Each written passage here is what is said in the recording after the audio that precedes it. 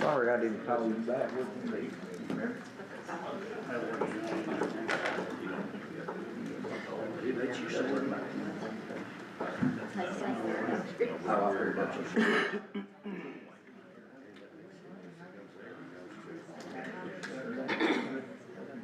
I have an underachieving daughter. So Chris was on? Yes, sir. Yeah, it was, I'm like. Y'all's mics are hot. Y'all are hot. Oh, yeah. Casey, get over. Yes. All right. This power finger I pushed All with. right. You know, check here. Are you? There we go. See how easy that was? Yeah, you got that right. That's what they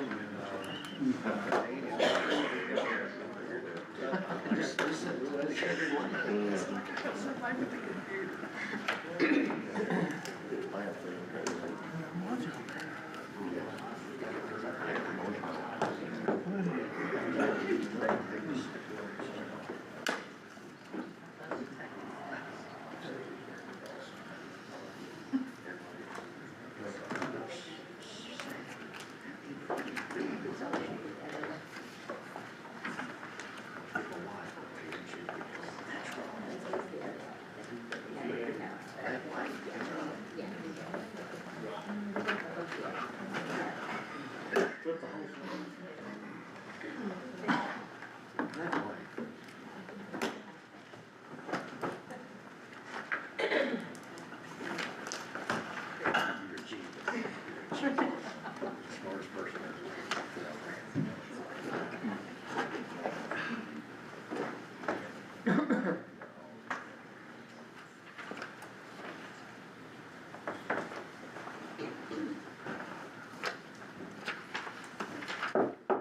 We'll call the budget meeting to order. Candy, if you would call Matthew roll. Barnhill, Here.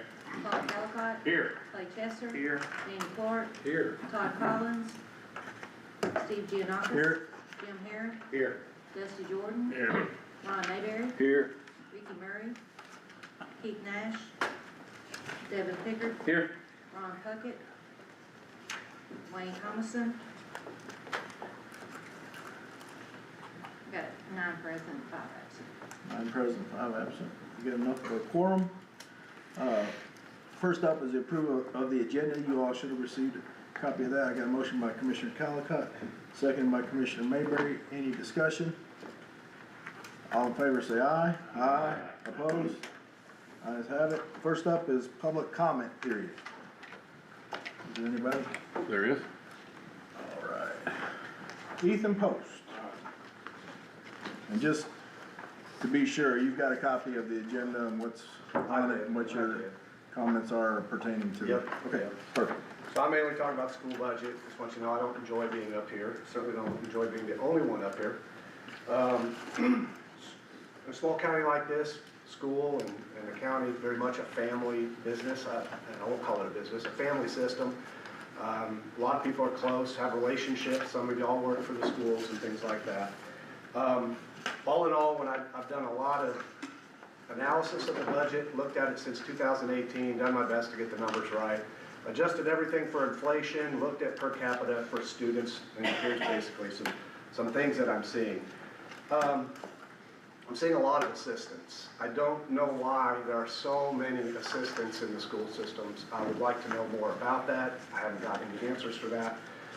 When you calculate teacher to student ratios, I think we're running about average for what is in Tennessee, but there are systems that have more students.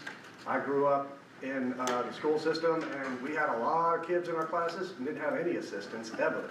I don't remember assistants being there. So I would encourage you to look at the amount of money that's being spent on assistants, and cut me off at 3 minutes if I go, I won't go over.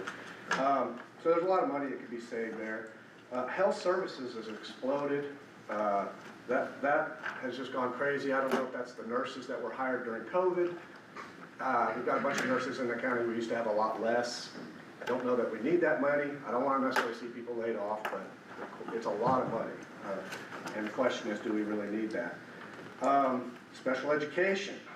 I mean, of course, we want to care for the weakest among us.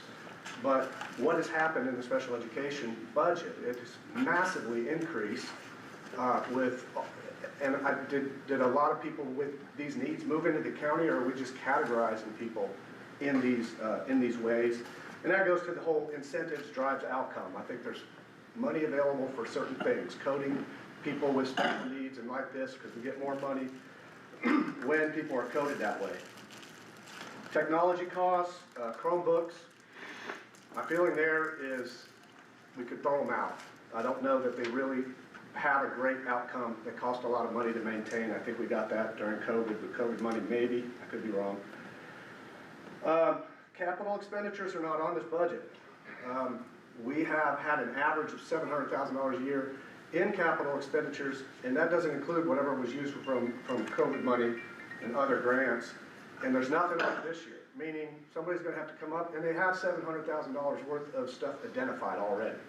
So, you know, that's not there, because we don't want the maintenance of effort to increase. Another thing, I don't think we should increase maintenance of effort when our student population is falling. And before I run out of time, one of the big things, I think they're gonna probably show you that we're not spending as much as a county as a percentage in comparison to other counties in Tennessee.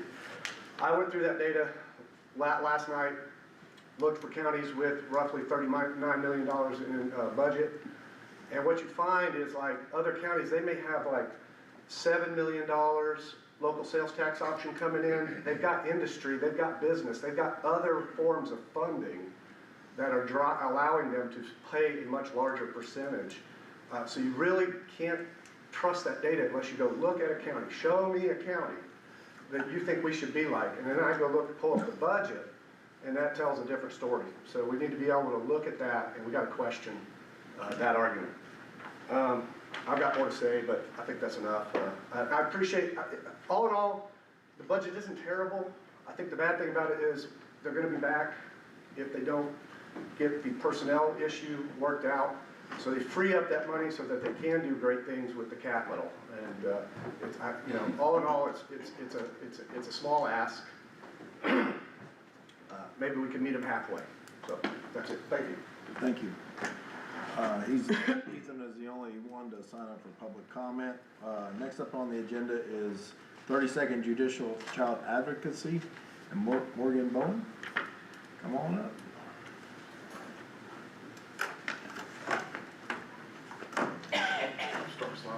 Good evening, everyone. They used to talk on backs to me. I'm Hans Schwindeman. I'm your elected DA for Hickman, Lewis, in Perry County. And Hey, if you want to, you can stand. I will be glad to. That would make things much more comfortable. A little bit more comfortable on this side. I was here last year with the new executive director of the 32nd Judicial District Child Advocacy Center that we started last January due to the departure of the Davis House Child Advocacy Center, and was here with Destiny Runyons last year requesting funding from the county government to help with operational expenses and salary help with additional positions that would be needed. We started this with two people, with a person who was by default became the executive director in Destiny Runyons, and also the current forensic interviewer that we had at the time agreed to stay on. We have been able to provide services to the victims and their families of these child sex abuse cases and physical abuse cases, which would even include drug-exposed children, without any interruption. Thanks to this new CAC being created, thanks to the help from county government in supporting us on that. Lewis County and Perry County have also chipped in and helping out a great deal. And I just wanted to, be here to reiterate how important it is for our judicial district to have a child advocacy center, and also introduce all of you to the new executive director. This is Morgan Bowen, who came on board end of February? Yes. That, after the departure of Destiny. And Morgan has taken the reins and has got us a vision going forward that is gonna provide more services, to the victims and their families, on these cases, and that will expand the, number of employees also that, will have jobs here in Hickman County, in Lewis County, and Perry County. Every judicial district has a child advocacy center. It's something that we have to have, and we can't rely solely on, the bit of money that comes in through, the Department of Children's Services. It has to be a mixture of the state money, help with county government, and also private donations to make it really a viable, agency that helps our people in these 3 counties. One of the best examples I can give of how effective a child advocacy center is and how it helps me in prosecuting these cases is they're the only type of organization that can conduct what's known as a forensic interview. And so after a child makes some disclosure of abuse that has happened to them, law enforcement or the Department of Children's Services will take minimal information from that child, determine that something may have happened, and then refer it to the Child Advocacy Center, who is the only type of organization that can employ a forensic interviewer. Morgan, being a former forensic interviewer, had to meet a long list of statutory qualifications and have very particular credentials on being able to conduct those types of interviews. There aren't very many forensic interviewers in the entire state. She's one of them, but now our director of our CAC. But these are video recorded interviews that, when done properly, when done by a child advocacy center, when done by someone who has the proper qualifications, can be admitted as the child's testimony in a jury trial. The child doesn't have to get up on a witness stand and tell 12 people about the most horrific thing that's ever happened to them that any of us could imagine. That video, if it meets the requirements, can be played.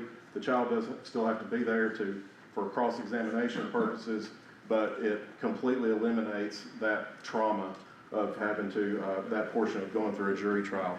And so that's why we need these cases. You can imagine if I tried to put a 6-year-old on the stand and how hard it would be to get them to tell me orally, about their stepfather raping them, or something along those lines. But if we've got a forensic interview, we play that video, which is done in a controlled environment, recorded by the CAC, preserved, and then the jury can see that disclosure made typically soon after the event happens. We recently had a case last year where the defendant was indicted and agreed to go to prison for 40 years, the rest of his life. He was 62 years old at the time that he pleaded guilty. No trial, did not have to put the victim through that, and it was because of the forensic interview that got us to that point. That forensic interview that was made by that child was so detailed and had in the description of the offender's home, of where it happened, what he was wearing, the pictures he had taken of her, where he had put the pictures in his house in a gun safe, the type of camera that he'd used. All this had happened several years before, but it was so detailed, and it was 2.5 hours long. And because of that, law enforcement was able to get a search warrant for his house, and she also described some features on him that were later corroborated after his body was searched, to put it politely. But law enforcement was able to get a search warrant just based on that forensic interview, the level of detail, go into his house, recovered those camera cards that he had kept for years that were in there. We had data extractions done on those SD cards for digital cameras, and sure enough, there were hundreds of pictures of her that he had taken of her nude, had taken pictures of him performing sexual acts on her and everything. And we were able to put that in front of him and said, this is what a jury's gonna see, that if you wanna take this to trial. And none of that we would have never had any of that if not for that forensic interview done by the Child Advocacy Center.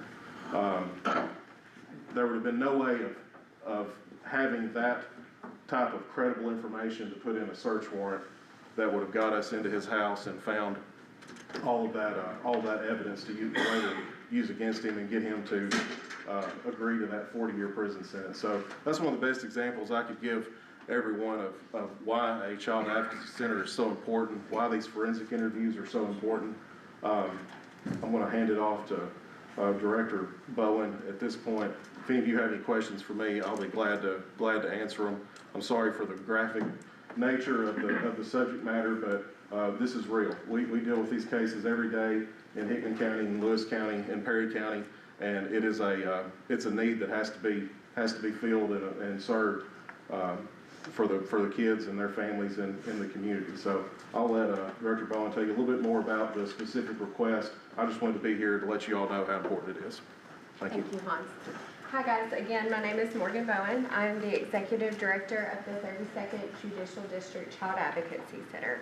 Last year when our organization presented to you guys, we asked for $30,000, and that was to be put towards salaries for the forensic interview position as well as the executive director's position.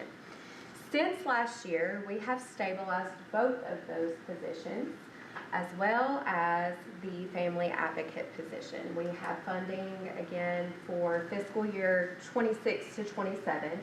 So once this grant ends on June 30th, we're already set up for our family advocate to be funded for another year.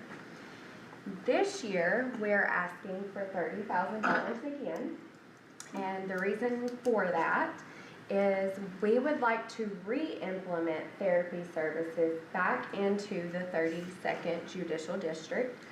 I know that with the departure of the Davis House a year or 2 years ago, those services left these communities. It is our plan to implement therapy back into the communities by the end of this year. We currently have funding for that, and we are hoping to use community funding to stabilize that. If we are unable to find grant funding, if we are able to find additional grant funding for the therapy position, we would then use the community funding to go towards a civic coordinator. You guys might ask what civic coordinator even means. In the state of Tennessee, CIPIT is the Child Protective Investigative Team. That team is the Child Advocacy Center, the District Attorney's Office, the Department of Children's Services, law enforcement, and then sometimes TBI or FBI if they are involved in the case. What that team does is they meet monthly, and we review all of the cases, the interviews, the referrals that have come through, and then we refer for prosecution, and then DCS will decide to substantiate or not substantiate. Currently in our organization, the forensic interviewer handles that job responsibility. With the growth and with 3 communities, we would like to designate a sole position to civic coordination along with prevention and outreach. These 2 new positions would allow our organization to grow, but also provide more services to the communities where these children are being victimized. Let's see. It would also move us closer to national accreditation, and once our center is accredited, that opens up more pathways for funding. As Hans mentioned earlier, an organization like ours cannot depend solely on grants or community funding, so you have to find a healthy balance. Let's see. For sustainability purposes, we have looked into the opioid abatement grant. We were unable to apply this year because our organization has not been open for 24 consecutive months at the time of the application process. So we are looking into that for the next grant cycle. We are also hoping to reapply for the therapy position to sustain that so that hopefully we can use community money for the other positions. We also have plans to get involved with United Way of Hickman County.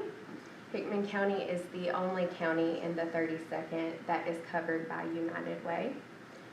And then also we plan to utilize VOCA for the family advocate as well as the Department of Children's Services, which stabilizes the executive director and the forensic interviewer.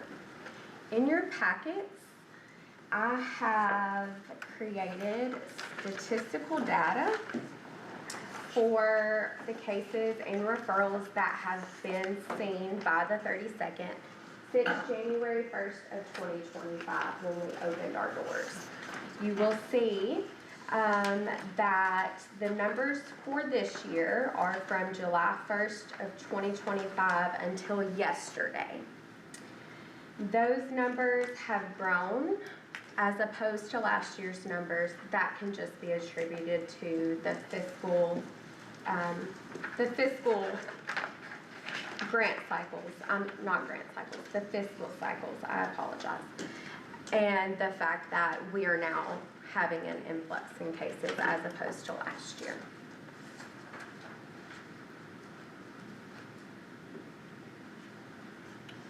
Do you guys have any, please Okay. ask me All any right. questions. So obviously, you know, we typically have a period for nonprofit, and this is where we would typically categorize this, but, I know with some changes, we kinda got in a little late in the game, but obviously this is near and dear to everybody that just heard what, Mr. Hans, you know, just said, so, you know, we have a decision, there's 30K, that's the request, so, be open for any questions or, any motions, that sort of thing. I'll make a motion to approve 30,000. Got a motion by Commissioner Barnhill, second by Commissioner Pickard, to grant 30K for the, 32nd Judicial Child Advocacy Center. Any discussion? Commissioner Calcott. What are the other counties doing? What's been their contribution period to this? Well, can we handle that? Yeah. Last year, they, Lewis County, the request was, I believe, 15. They had some last minute budget issues, concerning the sheriff's department. I think they ended up giving 10.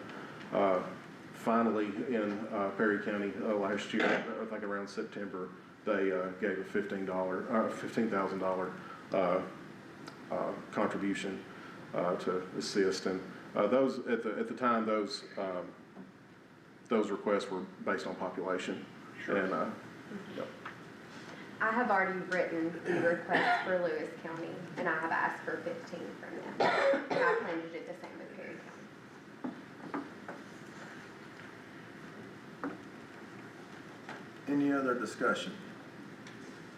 And just procedurally, Crystal, since we kinda already approved the nonprofit, do we need to, like, roll that back in, or is it okay to just make the motion and for us to be able to? I think we could, but to input it, we'll need to open like 101 back up to put all that. All right. Do we need to do that first as a motion? I think that you could approve it and then we can go back, because there's some other things that we need to do. Okay, Commissioner Calcott? Where is it? What's the line in 101? 58,900, 316. You said that way too fast. And it should be about 23,000, I think that's in there now. 58,900. Man.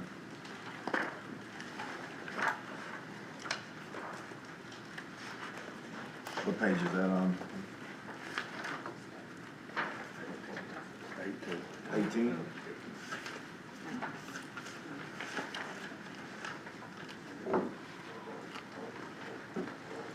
Yeah, page 18, that's the 23,000 that's there. Okay. So that would change to 30K? Well, it would be changing to 53. 53, okay, just, okay.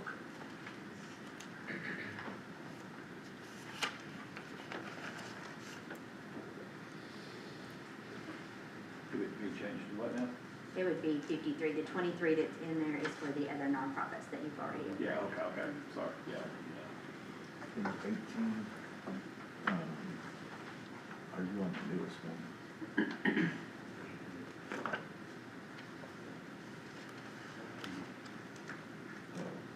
58,900, and then it's 316.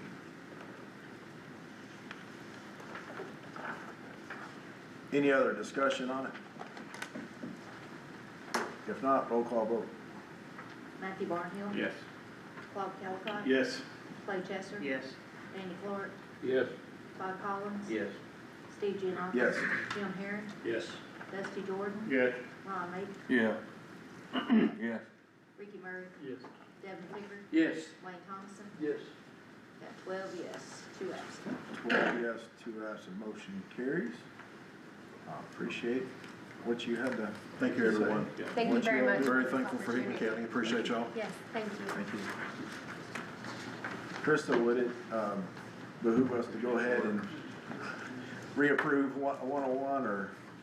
There's a few other changes that we probably need to address a little bit later on. If we could do it all at once, it would be great. Okay, all right, let's go ahead and get into the school. Then. All right, next up is the school.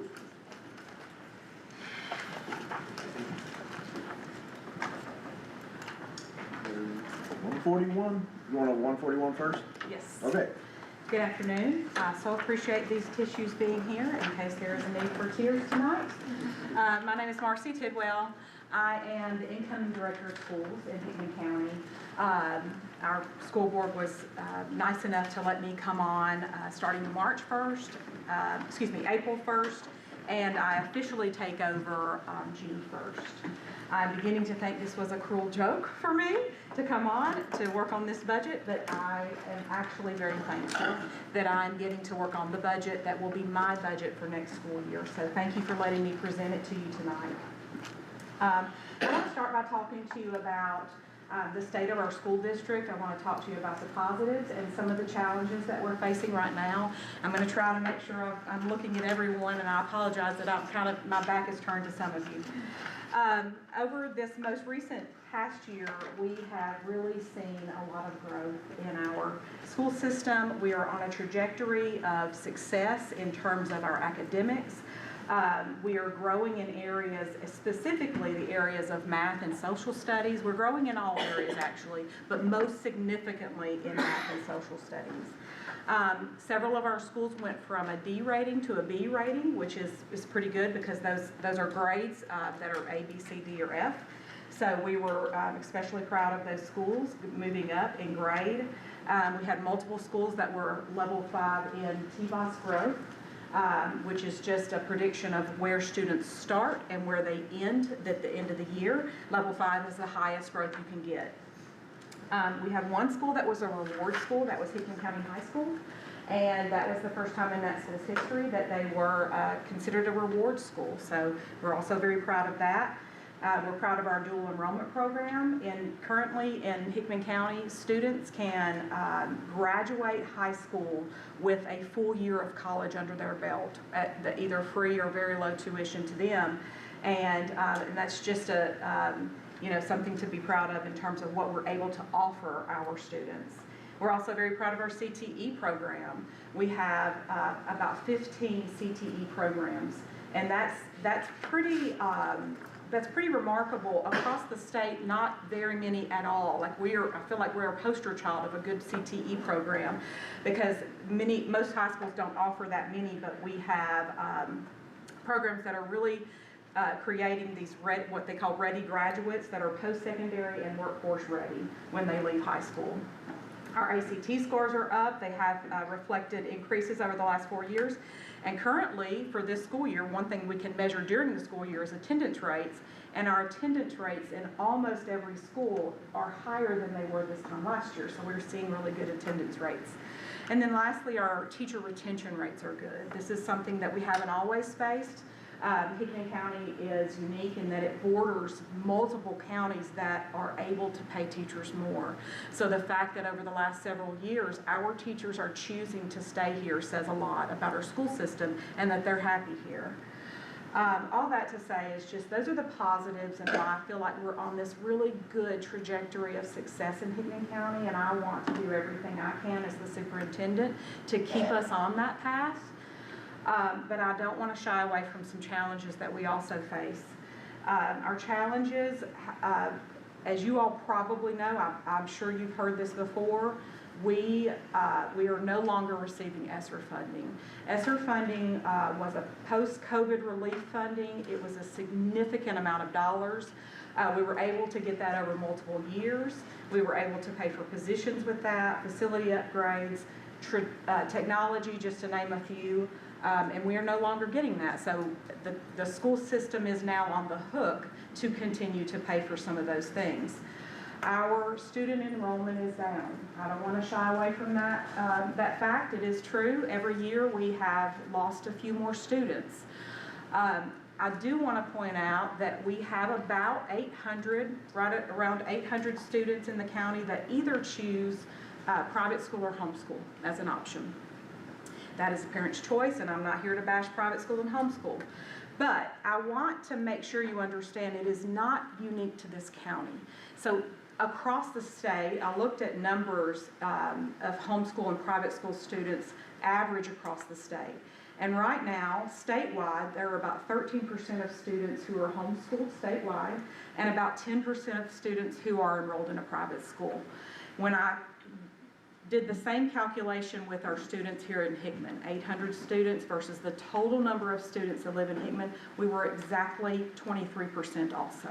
So I'm just telling you that to say it is not a unique situation that more families are choosing homeschool and private school for their children. School choice is a very popular thing right now, and I think it's becoming more and more popular with school vouchers.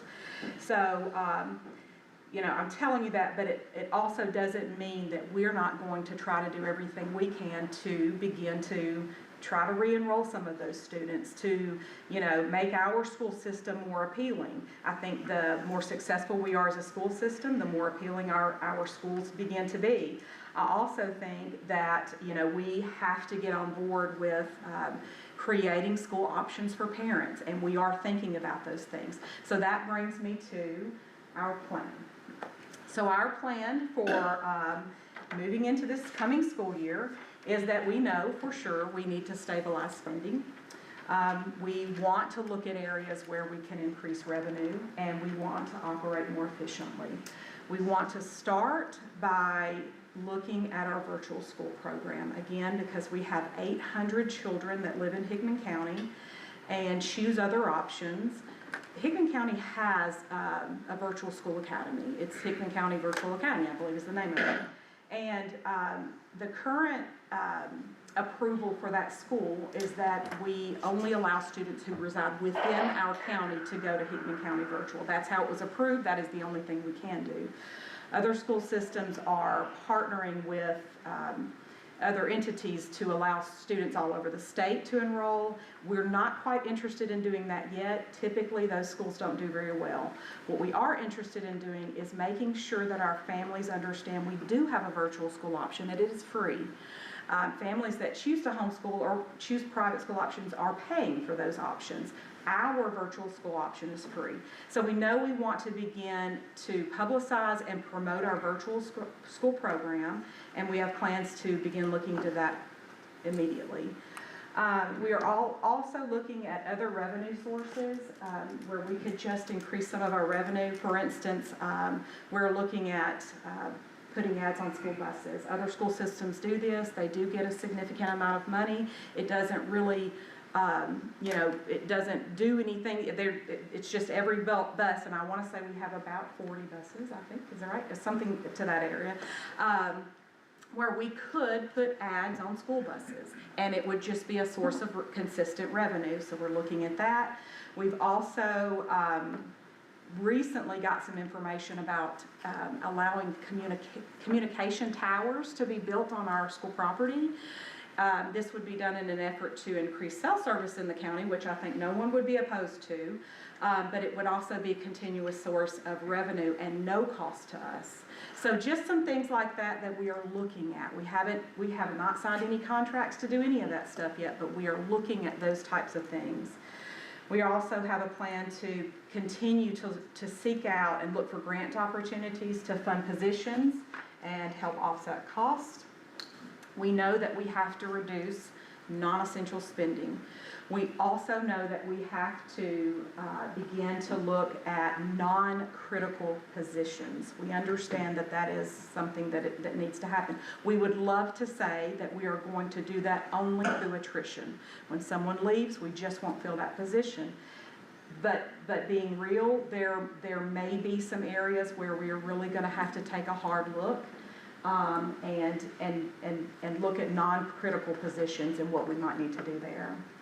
And then the one other thing I wanted to point out in terms of our plan is we have an internal goal, or maybe I should say I have an internal goal. You have a budget in front of you, but I would like to see us only spend 90% of that budget.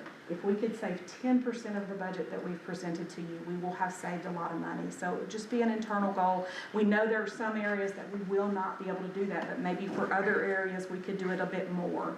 But just being very mindful of every dollar that we spend and trying to decrease spending as much as possible. So that brings me to my request for you all tonight. We are specifically requesting for 8 cents. That is, the budget that you have reflects 8 cents in property taxes. The reason that we came to 8 cents is that 8 cents is specifically tied to a state mandate that we really have no discretion over. Teacher salaries, as you are likely aware of, had to increase by next school year up to $50,000. The minimum teacher salary must be $50,000. And then there are other incremental salary raises that must be in place, I want to say at 1 to 5 years, 6 to 10 years, and then 11 years plus. So we had to meet that state mandate. It was an unfunded state mandate. We didn't ask for it. And let me just stop and say, I am for it. I am for teacher raises. I absolutely want our teachers to get paid the maximum amount possible. They deserve it. They work hard every day. It is the lowest paid profession in my opinion, so they deserve every bit of state increase they can get. But in this particular regard, we did not absolutely decide this was where we wanted to go with the salary raises. This was a mandate. So we are going to comply with that mandate. We have no choice. But for that mandate, we will need $700,000. That was the cost estimate. It's about $700,000. Actually, I think maybe a little more than that. And that amount of money equates to a little over 8 cents. So the request to you tonight is for 8 cents. As a separate request, other than that budget, as a separate request, we would like to ask for your help in some of our maintenance projects, our bigger maintenance projects. I believe you have, maybe in your last page, you do have the maintenance projects that we have outlined as needing significant help with. I think it equals out to $400,000, something a little over that. But you have that in your packet. We realize that, asking for that type of help would not affect the maintenance of effort, and that would be, mutually beneficial, hopefully, that it wouldn't increase the maintenance of effort, but it would certainly help us out. So basically, in closing, I just want to say that we understand the difficult position you're in. We are not, it's not our intent to place additional strain on you all as commissioners. But we feel like our 8-cent request is the right and responsible thing to do, given that we have a state mandate that we must comply with. We must meet this legal obligation to our teachers. And at this time, I'll take any questions that you have. I've got a question. Wait a minute. You said something about. Sir, we don't actually take questions from somebody that's not a commissioner unless all the commissioners, were to agree upon, hearing somebody from the audience, but the public comment period is really set aside for that sort of discussion, so, but, do any commissioners have questions?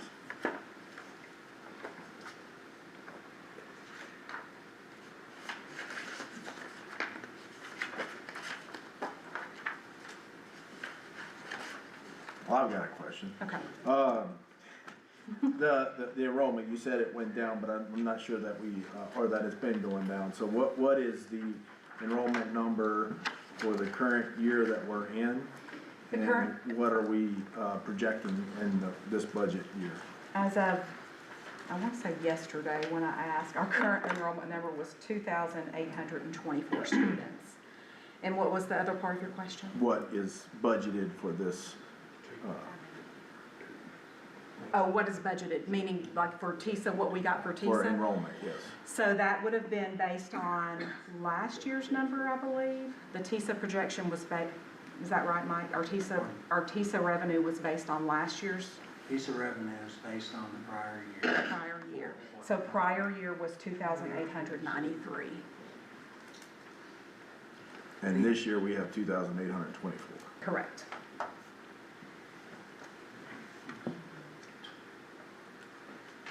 Twenty 27 is seeing a possible increase in enrollment as we pick up a larger kindergarten class coming in versus the graduating classes that are happening. And so there is possible enrollment increase in those areas. Commissioner Calcutt. On the revenue side, and it's on the screen there,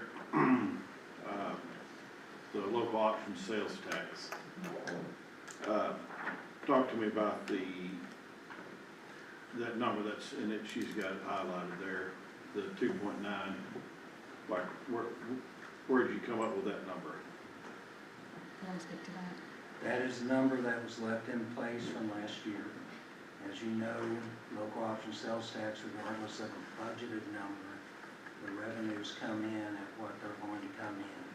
And so that does not impact overall. I mean, it is something we take into account when we make our estimate of what we're going to see possibly in a deficit, not in the budgeted deficit, but the reasonable deficit.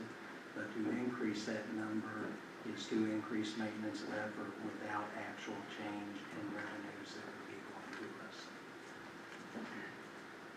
Say that last part again. It would be a change in maintenance of effort without changing the actual revenues that would come to us.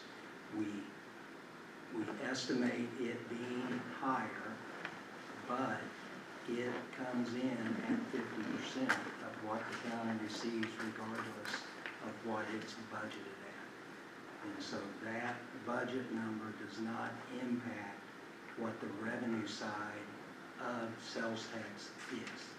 And Yes. so when we budgeted the increase we have taken that into account in not our budgeted estimate of fund balance, but our reasonable expectation of where we're going to get fund balance, what those revenues will be at next year based off of current projections. But we still are requesting the 8% to meet the additional needs that we have. Okay, so what you're saying is that 2.9, y'all are expecting it to be higher? We are expecting it to be higher. Okay. Correct. Because that does change. That does change, and I understand what you're saying. We do not control that. It's just how that the citizens of Hickman County spend their money. But the 24-25 actual came in at 3.2. I mean, and so, and I'd say this year's gonna be, it's trended higher every year. It is, yeah. It's trended higher every year. So what you're saying is you're gonna leave in the 2.9, expecting it to be higher than that, and if it's trending right, it's probably gonna be what? 3.4, 3.5? I actually think it's going to be higher than that. Okay. Okay, good. We have estimated that into what we're requesting on the property tax Okay. side in order to cover those things. I agree with you that number is an issue, but I don't know how to handle that without increasing your maintenance of effort when it's really not increasing the funding that we're getting in the following year. I Does that make understand. sense? Yes, because what you're saying is that number increases, it does change, because everything in the yellow right there changes the maintenance of effort. Correct. And so, but that number could possibly go down. In theory, it could. And it hasn't. It hasn't. It's trended up every year. But I understand what you're saying there. It's just, for me, in the way I look at things, I would prefer for that number to be as accurate as possible. But what you're saying is that there are other needs in this budget, and this budget is pretty tight, and so that's where okay. Because, I mean, if it's 3.6,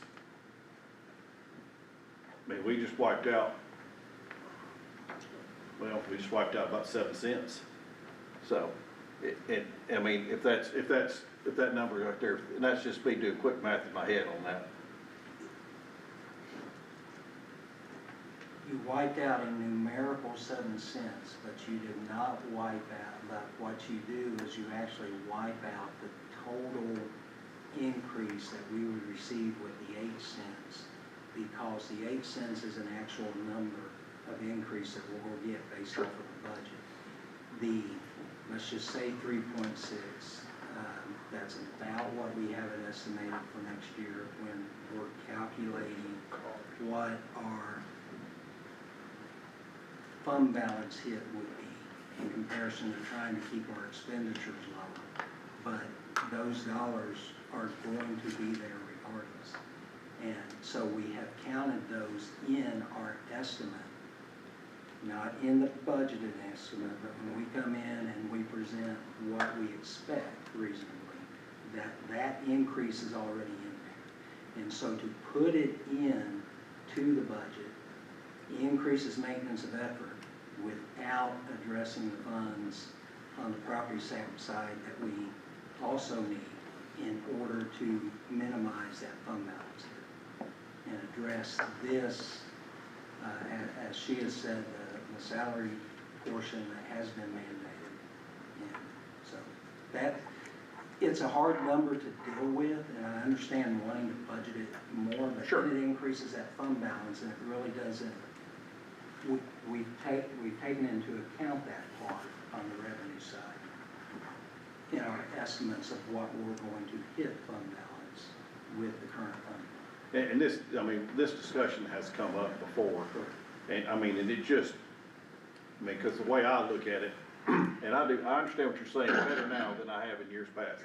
But when I look at that, what I'm looking at is, okay, this is what the school system's gonna get from all those different pots, all those different, that's how I see it. And when that number's 2.9, not showing what it looks, you know, it has an appearance that, you know, because y'all are gonna get it, no matter what, I mean, because that number could come in 4 million. Mm-hmm. You know, and I love it. yeah, right, sure. Because you guys will be coming in at close to that also. Oh, yeah, well, yeah, I mean, that helps everything, and so, but that just, I mean, if my preference, and I understand what you're saying, is that number right there will be trending, like it would be showing how it's probably gonna be trending, but I understand. I yield, Mr. Chair.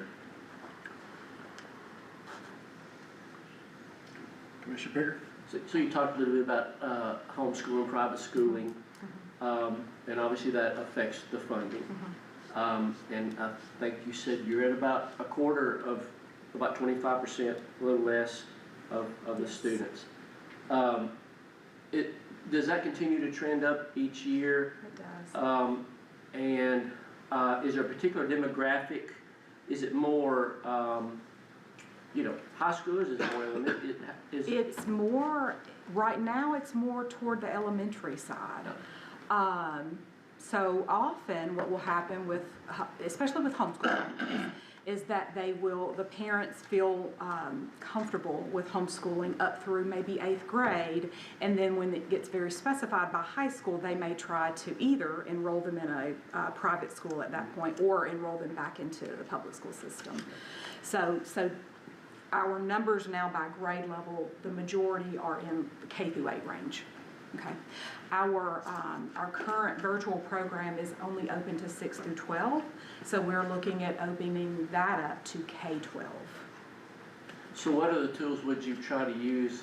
So the virtual, I didn't realize the virtual's a good idea. Are there other incentives that you think you guys could focus on to try to, for lack of lure those children bring Right. those kids back into the school system. Sure, we're looking at that now. We want to make sure that we are prepared for all the questions that they might ask. One thing that faith-based homeschool families are going to want to know is about the curriculum. They might be very concerned about indoctrinating children, and we're obviously not trying to do that. So we're kind of going ahead and writing out a Q&A so that when and if we approach families, just to let them know that it's a free option, that we can have those questions and answer those as they come up. And to me, the biggest incentive is that it is free. Even if a family chooses an option like Home Life Academy, which is one of the least expensive options, they are paying monthly for that and getting almost no services. All that Home Life Academy does is keeps up grades and report card things for students. We would be teaching, we would be meeting with their child and actually providing the curriculum and providing all the necessary materials and things like that, and it's free. So. Thank you. Out-of-county students, Yes. do we charge for those? I Is there a fee for that? believe board policy, is there still a board policy? No. So no, that got taken out of board policy. How come we don't charge for out-of-county students? Because I think the decision was made and the board could speak to it, I don't want to speak for it now, but with the piece of dollars coming in from the state on the revenue side to, if we could attract them, that's getting us more funding anyway. If I heard you right, then we come out better not charging them and taking them than we do for. I think they Sure. felt like that would open the door to more people than trying to charge. I knew at one time we did. We did at one time, I don't think it was a significant amount. Yeah, when we did, it was $1,000 for the year. So. Commissioner? Tittle, how are you? I'm Jim Heron. Nice to meet you. Yeah. Just really not talking about the kind of the budget, but the word I heard you use 3 or 4 times was making it appealing. That caught my attention, and I kind of have my own theory why maybe the enrollment has been going down the last few years, but I won't do that. But that word again, you used that actually that caught my eye, and I'm like, making that appealing where we can get those students to come back. And I believe, and I trust in you, I believe that can be done. I feel like we already do a really great job at promoting our programs and things like that, but just making sure that people understand, like for instance, the CTE program. I'm especially proud of that just because of everything that we offer through that program. So making sure that our families understand, especially the ones that might consider coming back, these are things that they couldn't typically get from a private school. So that's definitely something we want to continue to look at.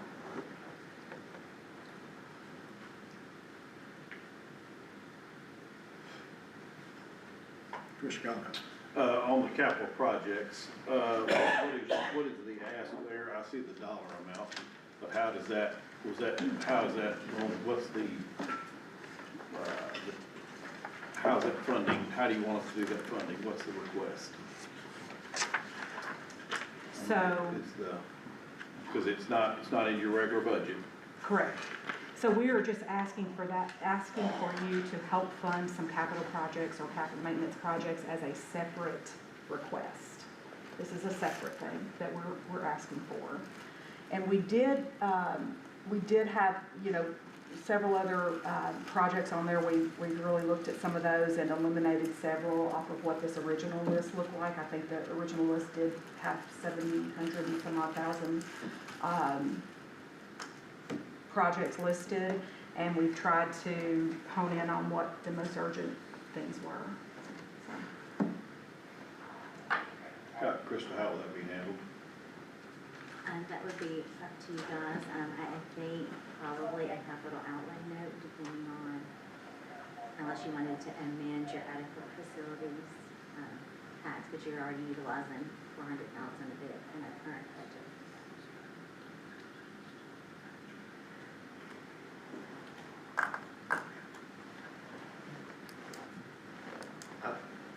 I would just like to know, back on the tennis courts, I had someone approached me last year about the resurfacing the high school, and it was $80,000, so.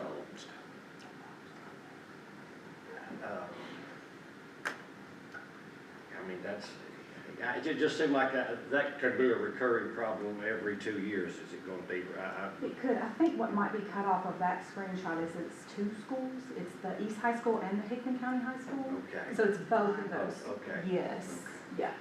Yeah.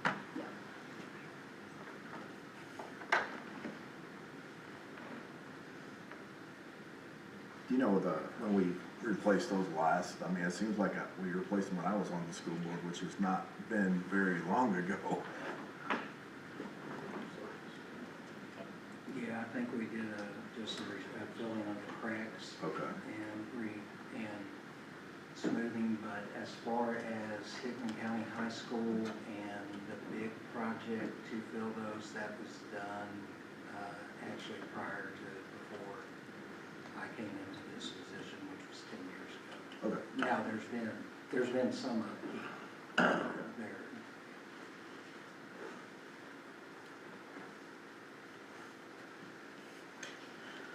So I did some quick math. It looks like the request really, if you look at it, $720,000, which is about 11.69% of the current maintenance of effort that we are providing, is what I came up with. I know one of the things you mentioned was salaries, and I looked at the salary schedules for the teachers. It looks like to get them at the 50,000, which I don't know if you all will be going higher than 50,000 as a starting, but that would be about a 4% increase for those. Is there any, I guess, I think you had mentioned $700,000 in addition. Is there anything else? Are there any positions being added, anything of that nature? No positions being added to that. We do typically build in a cushion of a few positions just in case, but we don't anticipate filling those. We always do that so that we don't have to continue to come back to County Commission to ask for another position. But we are not anticipating filling extra positions, no. The line items that you're looking at, I want to make sure that you see that there are teachers listed on several of the different, okay. I just looked at the salary schedule. Okay, gotcha. And starting, what we're currently at a 0-year schedule is 47,924. To get them to 50,000 is about a 4% increase, a little over. Yes. So that's where I was going. And I know the rest of the schedule, Yeah. I know the rest of it has to go up. You can't just, Yeah. you can't make a 0-year be 50,000 and leave a 1 year at 48. Yes, I understand right. that, so. But, across the board, I'm just saying it's probably a 4% increase across everything. The one that we haven't completely ironed it specifically down yet. What we did was we looked at 50,000. Let's say we start 0-year at 50,000 exactly. And then, again, there are increments that also have to be in place, 5 years, 10 years, and then after that 11th year. So we made increments through to those minimums at those points. Okay. I want to say the first 16 years or so was around a 4 point, maybe a little bit more, and then past that we began to look at maybe not as significant, it's not state mandated, and again we're trying to save every dollar we can. So we looked at a salary schedule that might be after that a little bit less than 4%. But again, we don't want to get in a place where it looks like we're incentivizing brand new teachers and not our seasoned teachers that have been here for a long time. So we're still thinking through how that needs to go. Yeah, but the amount that we gave you was at the bare 50,000 exactly. Those bare minimums that we're required to do. Yeah. So I didn't realize that. So the state, the mandate is starting at 50, but then they also have brackets. They do. That are above that. Do we Yes. know what those are? Because I do. I have those with me. Let me see if I can find them.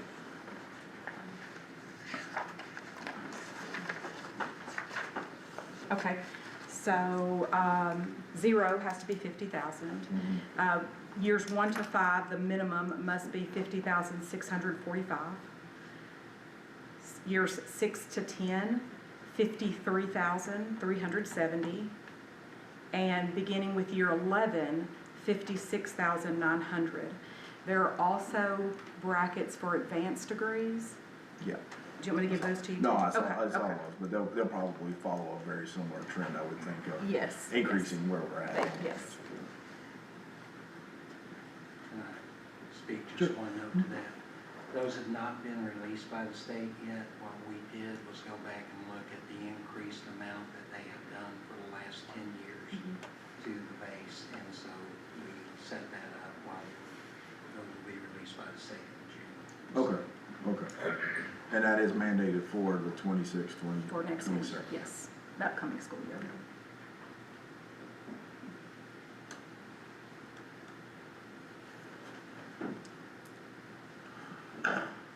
Any other questions or comments or motions on the table? Because my understanding is we obviously can't dictate where you spend the money, but we literally just approve the number, which would be if there's a request increase in property tax, and we can suggest maybe adjusting that local option sales tax. Either one of them creates a maintenance of effort that we have to stay to going forward. Whether we budget, if it's budgeted, it's got to be made. Is that right, Crystal? Did I say that right? Like, if we say increase your local option sales tax to 3.5. You could send it back and make that recommendation. Right, yeah. I'd like to see Mr. Barney. the local sales tax at 3.3 where it was in 2024, 25. Are you making a motion? Yeah. I got a motion by Commissioner Barnhill to send back the budget with guidance to change the local option to 3.3. Yeah, when you bring the insurance up. Chair, Well, I got a motion on the table first, okay. so I need a second, then I can, is there a second? Got a second by Commissioner Jordan. Now discussion. I was just gonna say, I mean, I think this is gonna take a little bit, you know, I mean, just to see kind of what things look like. You know, I mean, but if you wanna do motions, that's fine, I mean, so that's all I was going, like, I'd like to see what that number looks like, and, you know, but that's fine, it's fine.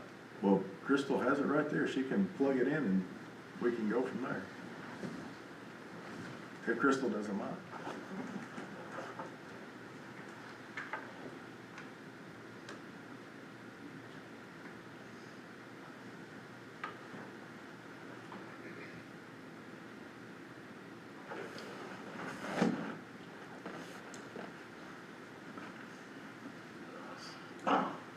So that increased the overall increase to 325,000. The difference between current year versus, budget year versus current year, basically.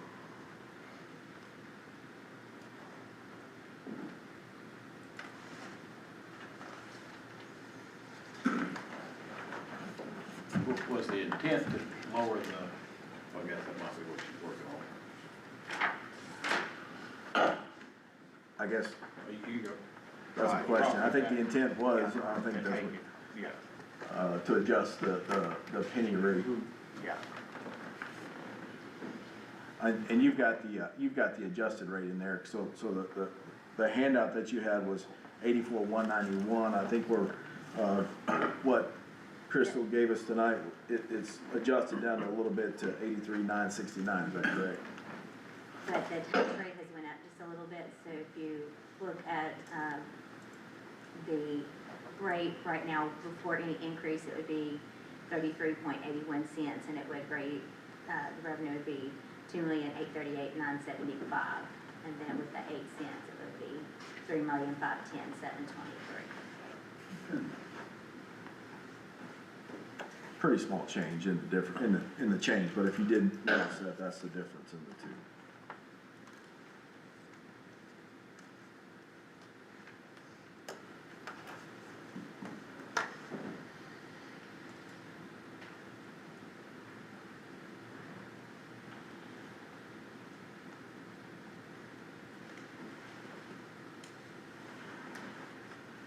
I think if you were trying to offset the request of 8 cents, it would bring it down about almost four pennies. Yeah, like four, a little over four, right? Yeah, all right, yeah. Do you want me to plug in a 4-cent increase? Yeah. Great.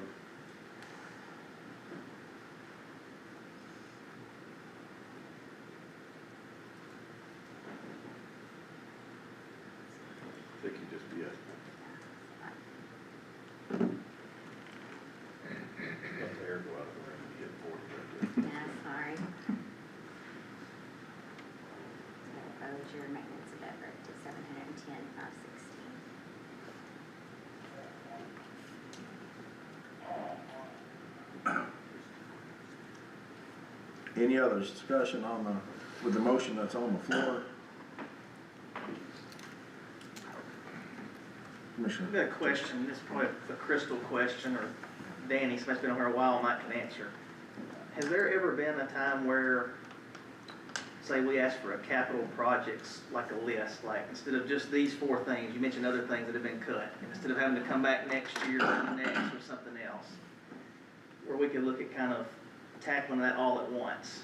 Yeah. And my second part of that question is, could something like that be funded if it could get voted and approved by the public on a wheel tax, as opposed to essentially paying with it through property taxes? I know typically the wheel tax is just big stuff like building a school or a jail, but something I've had people pretty consistently tell me in the public is they would rather pay with stuff on a wheel tax than everything being on property tax. So I guess I'm asking if we know there's major capital projects coming up pretty soon, rather than trying to tackle 2 here and 1 here, and let's see what that next 5 years or 10 years looks like. And that may not be an option, but I think it's worth exploring, you know, if there's other things they know of that are coming.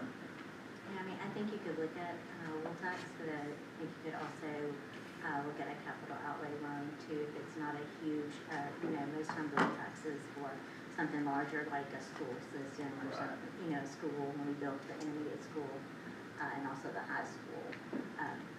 I would lean, if it's less than $1 million, and I feel like it would be, I would lean towards a capital outlay note. I think it would be easier. And I think your debt, if you look at the debt analysis, it is slowly decreasing. We did have that FEMA loan, but I think we're gonna come in a little less than what we originally thought. And I think we'll be able to pay that off with FEMA reimbursement. So taking that out of the mix, I think a capital outlay would be your best bet.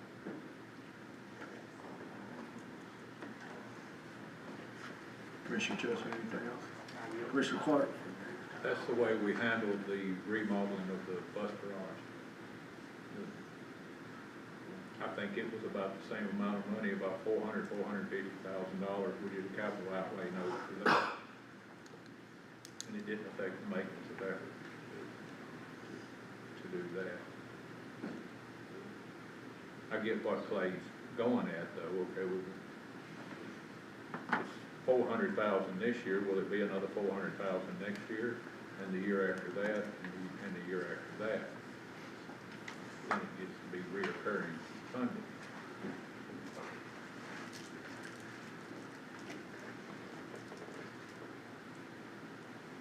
And if I still have the floor, I get the same thing from the public that Clay was talking about.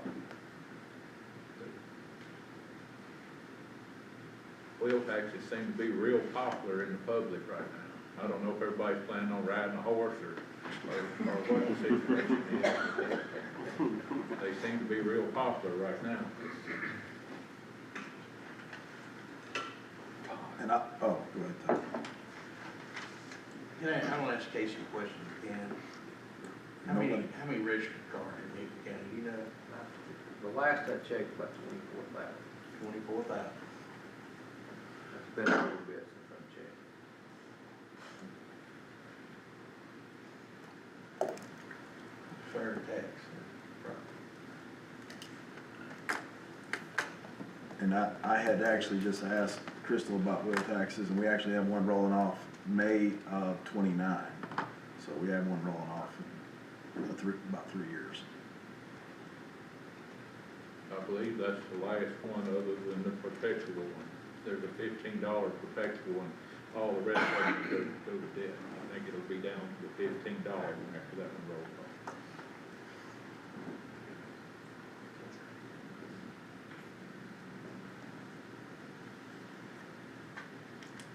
Any other discussion on the floor? So the motion is for, us to reject the budget with guidance to go back to, increase the local option sales tax to 3.3 million, and bring the penny down to 4 pennies. I got a question for clarification. On the way this needs to work, do we just need to reject? I mean, it's their budget. I mean, is that, I don't know. I mean, I should know, but I don't. If it's, Trying to think how we've done, in the past, we've rejected. just rejected with suggestions. They got a job to do, we have a job to do, is the way I see it. I mean, you know, Yes. I mean, we're kicking it back to them for them to do some work, and, you know, I mean, I'm good with the suggestions, but I don't want to tell them how Yeah. to run the school system.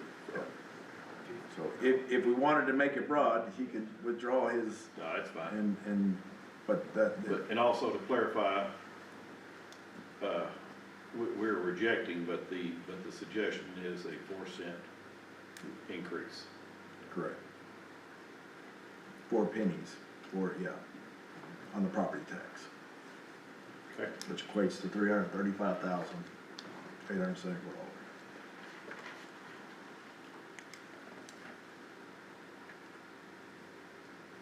Any other discussion with motion on the floor? So a yes vote would be to reject the proposed, what was proposed initially, and send it back to the school board with suggested guidance. A no vote would be, we can continue to have discussions or make a motion to approve what was presented, so. Just to make sure everybody understands. It can get a little confusing sometimes. No other discussion, roll call vote. Wayne Thomason, Yes. Matthew Barnhill, Yes. Paul Calcott, Yes. Clay Chester. Yes. Danny Clark, Yes. Todd Collins, Yes. Steve Gianakis. Yes. Jim Herron, Yes. Dusty Jordan, Yes. Ron Mayberry, Yes. Ricky Murray, Yes. Devin Pickard. Yes. At 12 yes, 2 absent. 12 yes, motion carries.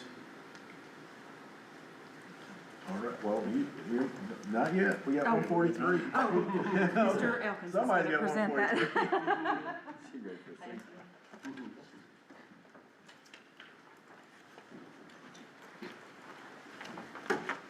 Generally, there's not tons of questions on 143, but I do want to just address a few items and answer any questions that you may have. For our central cafeteria, we are on the free lunch program. We're continuing on that program next year. You'll notice there has been some drop in expenditures in relation to this. Last year, we also budgeted for potential summer expenditures. Those are not needing to be carried forward into this year. And so those salary line items are a little bit less in that. We have seen some increased participation in our programs over the last few months. The revenues we estimated based off of current reimbursement levels from the free lunch program, and based off of the increased participation that we have seen over the last couple months. And our food service staff has worked hard to get different options in relation to not different breakfast options, but in getting it noted out there and the opportunities for kids to participate in that, as we have buses that come through at different times during the morning before school, and so just making sure that those things are available. We've also seen a slight increase in our participation in our lunch program. So those revenues are using current year revenue levels, We don't know what the reimbursement levels will be next year. Generally, they are an increase, but we have not taken that into account in this. There is a slight reduction, like one position or so, that's also reported in here. Any questions?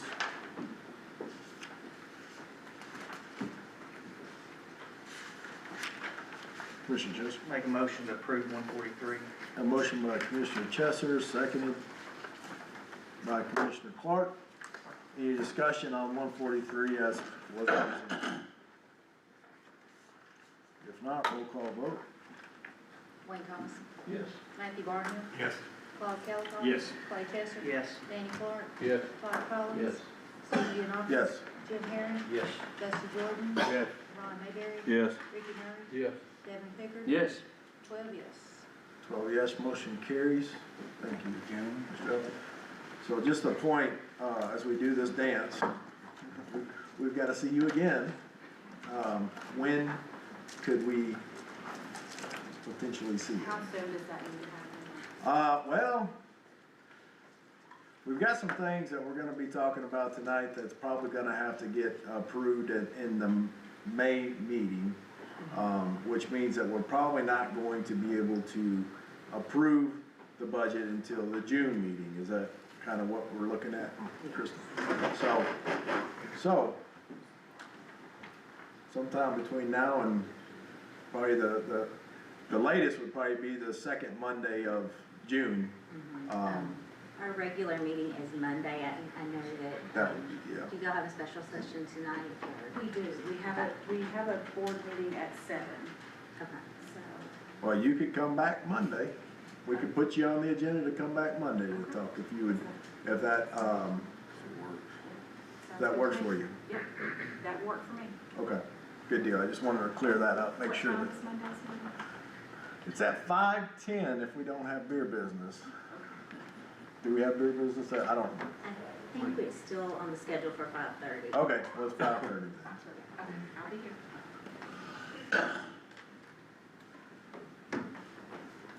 All right.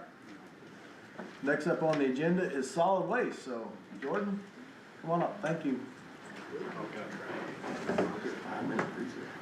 Oh, yeah, I'll tell you what, let's do a 5-minute recess, and we'll be back in here, Verizon time of 6:50, I got 6:45 right now.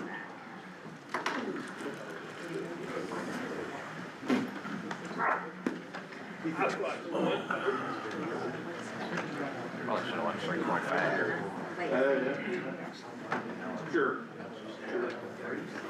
Sure. I did.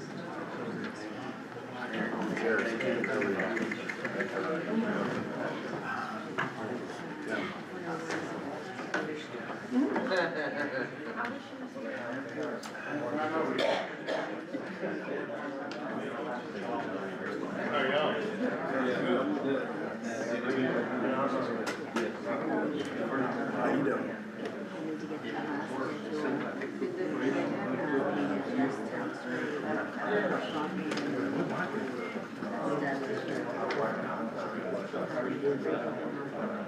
We could,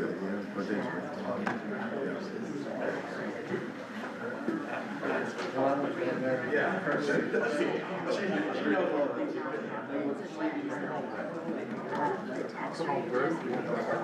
Brew. I think 40 years is too many on that dude. 40 years south.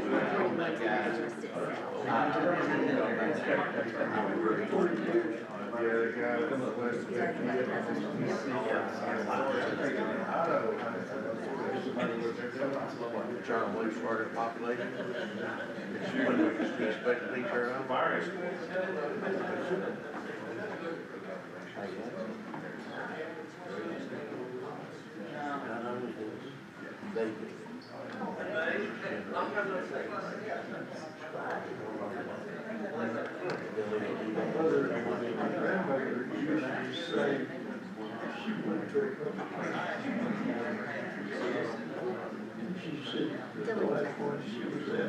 Hey, Mr. Elkins.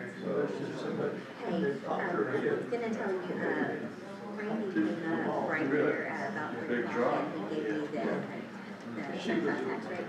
So the PD has adjusted a little bit, but the tax rate is up, so, do you want me to,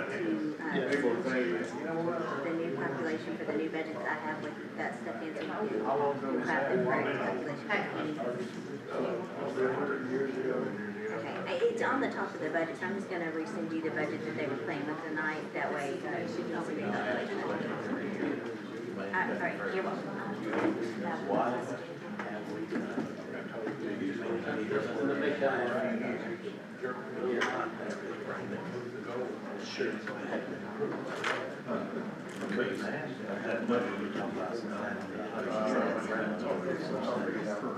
Yeah.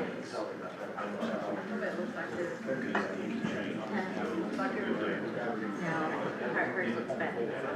Because we started having that big. You know, but no, that's, hey, and what you did was exactly what it's my fault. I may know what you're saying. No, I thought that was perfect. It's nothing against. No, they're always gonna be conservative on that side. What's that? Hey, yes, and, I said, sure.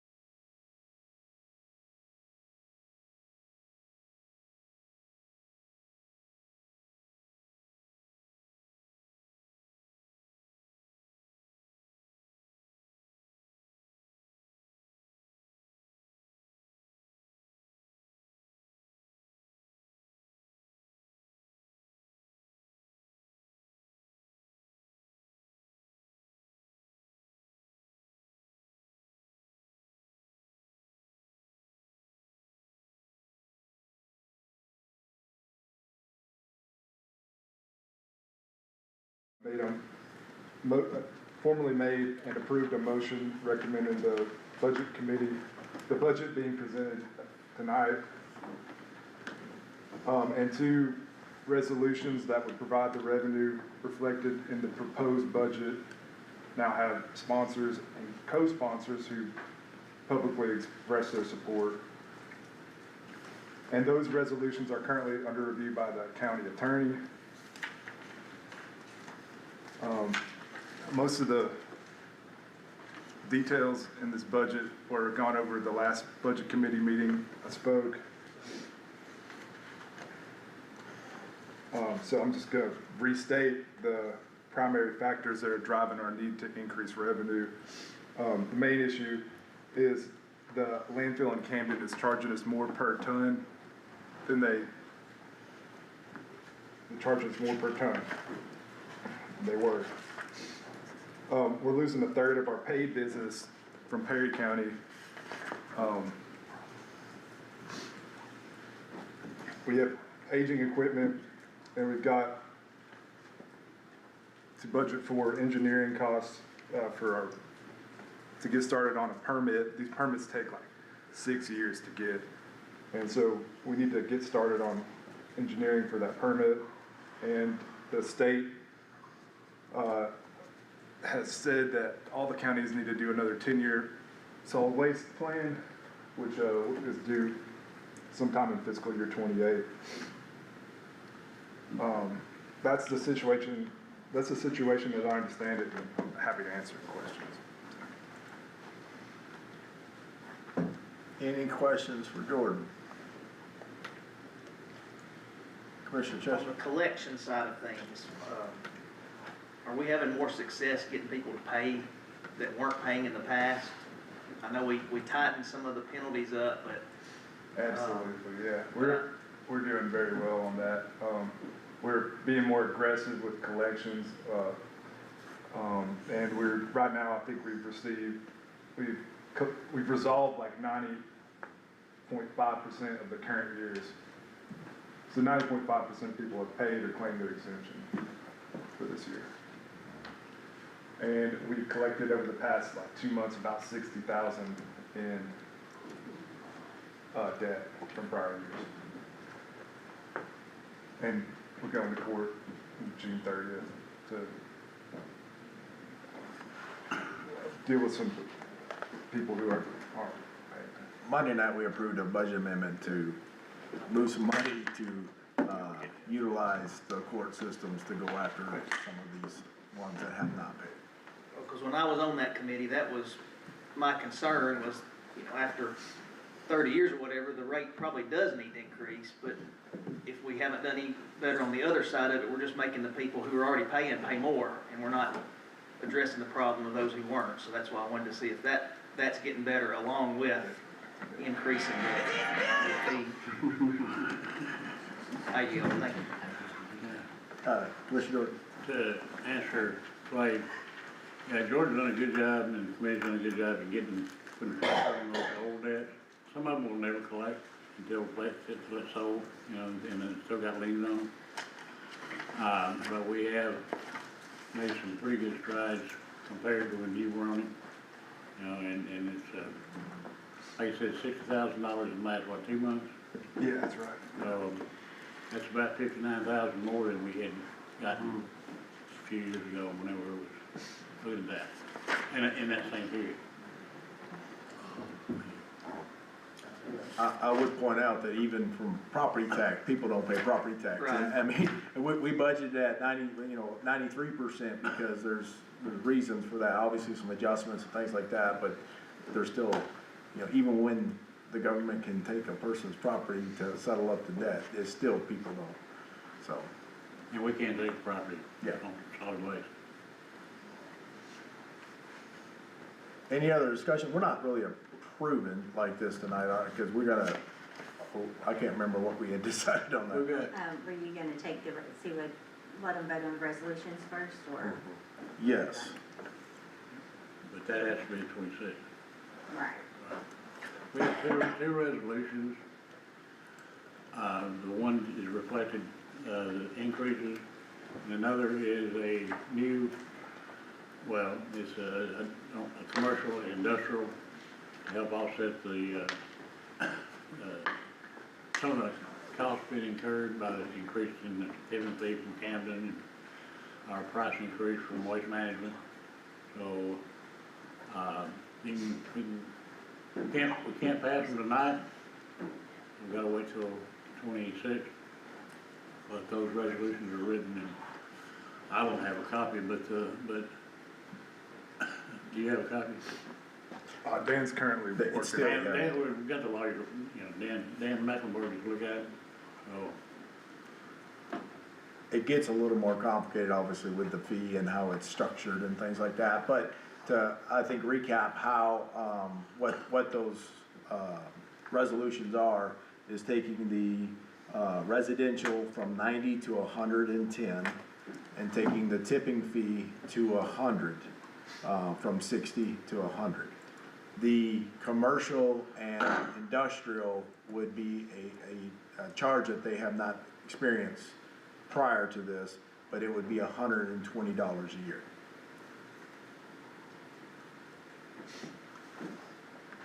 The tipping fee is what you pay per ton at the landfill.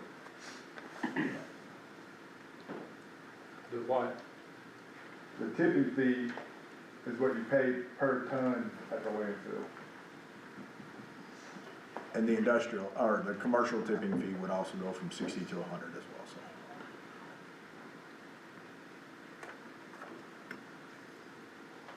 And did you say you wanted us to approve those? I thought we would be able to do that until.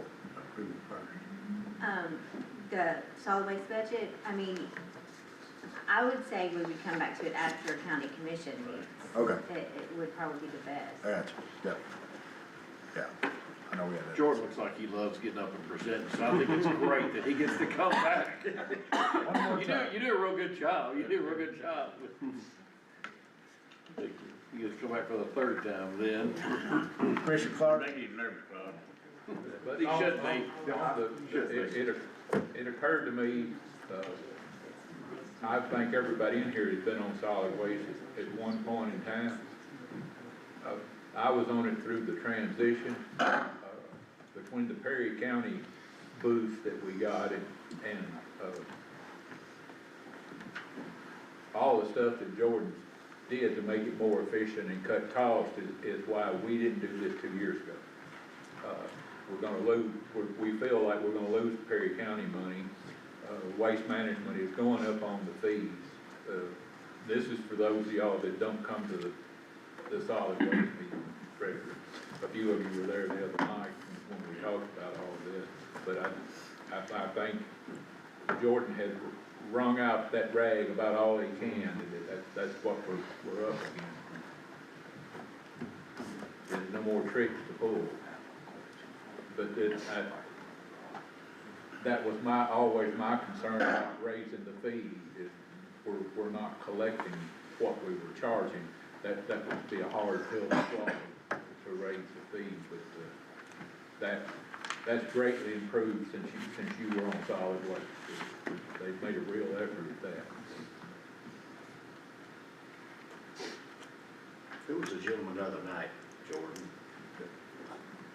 At the meeting, what was his name? He was explaining all that, I mean, he was sitting right here in the second row, you may not have talked. Mecklenburg. Okay. That's a county. Okay, I didn't. Any other discussion on 207? No action tonight, just more of a FYI. You'll see those resolutions, we'll be voting on those at the commissioner meeting, fourth Monday in May. We will have a, budget meeting again, Monday. Plan to attend. And is there anything, any other old business? New business? Motion? I got some. I think the finance ladies over here would appreciate if we'd open 101 back up, and take care of that Oh, yes, that's right, that's right. and the schedule. Okay, so what, we have some additional, things to do in 101, it sounds like. if we could open 101 back up and add in, and we probably need to open the nonprofits too, so I can add that back into the nonprofits. Okay. For the 32nd Judicial Child Advocacy. And there was, let's see, and allow me to also open it back up and adjust the tax rate for 101. And then there is a broadband grant that did not get put into the budget. It's budget neutral because it's $100,000, and I'd like to add that if there is a motion to open. So I'd be looking for a motion to open up both 101 and the nonprofits. Got a motion by Commissioner Mayberry, second by Commissioner Colacott. Any discussion? All in favor say aye. Aye. Opposed? Ayes have it. So have you already made those adjustments, Crystal? I have not. Okay. I just wanted to get permission to make those. Commissioner Colacott? I'll make the motion that we, amend the nonprofits to add, 32nd judicial, $30,000. I got a motion by Commissioner Colacott, seconded by Commissioner Mayberry to add $30K for the 32nd Judicial Child Advocacy Center. Any discussion on that? Not roll call vote. You got it, Kenny? Roll call. Devin Pickard, Yes. Wayne Thomason, Yes. Matthew Barnhill. Yes. Bob Calaghan. Yes. Clay Chester. Yes. Danny Clark, Yes. Todd Collins. Yes. Steve Gianakis. Yes. Jim Herron. Yes. Dusty Jordan. Yes. Ron Mayberry. Yes. Ricky Murray. Yes. 12 yes. 12 yes, motion carries. Any other adjustments to nonprofit? Crystal, do we need a motion on the tax rate? We just need to open it up and allow me to readjust, because it's gonna adjust 101, 131, and then of course 141, so That was in that motion a while ago, wasn't it? Yeah, we already made the motion to open them both up, so all we would need to do is have you, if you've already changed, have you changed it yet? no, but I will. She'll change it, we can see the numbers and then go from there. Then we just look for a motion to approve 101 again, And the broadband grant, and the broadband can I grants in there. adjust those? Is that on the revenue side? It's on the revenue and the expenditures, it's gonna wash. We don't want it on the expenditure side, we just want it on the revenue.